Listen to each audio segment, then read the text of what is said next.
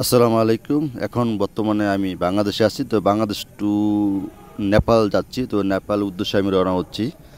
So Nepal যাওয়ার আগে আপনাদের যদি যেতে চান তাহলে আপনাদের কী কী ডকুমেন্ট লাগতে পারে সেটা একটু আমি বলবো। সো অবশ্যই মন দিয়ে শুনবেন। প্রথমত আপনার যদি লাগে সেটা লাগবে, আপনার টিকিট লাগবে, যাওয়ার আসার যে টিকিটটা ওইটাকে দেখাতে হবে। দ্বিতীয়ত আপনার হোটেল বুকিংটা লাগবে, হোটেল বুকিং যে কাগজটা সেটা লাগবে। আর লাগবে হলো আপনার 500 থেকে 600 ডলার। আপনার যার যতটুকু সামর্থ্য আছে সেতটুকু সামর্থ্য নিয়ে যেতে পারেন। সো এই তিনটা জিনিস যদি থাকে তাহলে আপনি অবশ্যই আপনার জন্য যাওয়ার জন্য কোনো সমস্যা হবে না, আপনি যেতে পারবেন। সো নেপাল যাওয়ার আগে কিন্তু আমাদের কিন্তু নেপালের কোনো ভিসা লাগে না, অথবা আগে কোনো ভিসা উঠাতে হয় না, এটা আমরা কম বেশ সবাই জানি। সো নেপাল হচ্ছে আপনার ওয়ান অ্যারাবল ভিসা।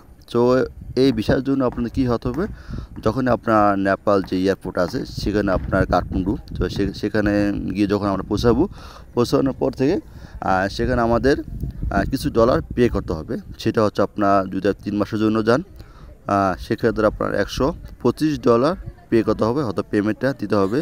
যখনই আপনি $125 পেমেন্ট দিবেন, দেওয়ার পরে আপনি অ্যাম্বাসি যে লাইনটা আছে সেখানে আপনি দাঁড়াবেন। সেখানে দাঁড়ানোর পরে সেখানে আমরা পাসপোর্ট এবং কি আপনার যেটা পে করছে যে কাগজটা, ওই কাগজটা দেখাবেন। এই দুটা কাগজ দেখালেই আপনি কিন্তু যে নেপালের যে 90 দিনের ভিসাটা সেটা কিন্তু পুরোপুরি পেয়ে গেলেন। সো 90 দিন আপনারা এনজয় করতে পারবেন, কোনো সমস্যা নাই।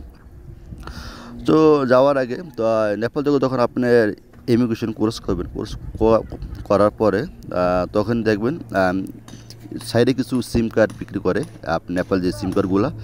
তো সবচেয়ে বেটার হবে আপনি একটা সিম কার্ড কিনে নেবেন। তো সিম কার্ড কিনতে গেলে আপনার যদি নর্মালি সিম কার্ড কিনেন 100 থেকে 150 রুপি সিম কার্ডের দাম। আর যদি আপনার প্যাকেজ সহ কিনেন অথবা এমবি সহ কিনেন তখন দেখা যাচ্ছে আপনার 400 থেকে 500 রুপির ভিতরে আপনার একটা সিম কার্ড কিনতে পারবেন। সেখানে কিছু এমপি থাকবে। তো এমপি থাকলে আপনার জন্য সুবিধা হবে কি, আপনি এই এমপি দিয়ে যোগাযোগ করতে পারবেন।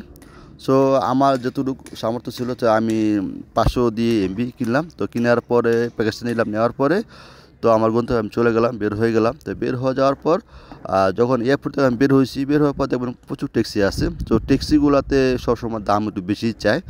তো আপনি যদি টাকা সাশ্রয় করতে চান তো সেই ক্ষেত্রে কী হবে, আপনি একটা অ্যাপস ডাউনলোড করতে পারেন। যে বাংলাদেশিগুলো অ্যাপস, এটা বাংলাদেশে চলে, এটা হলো পাঠাও।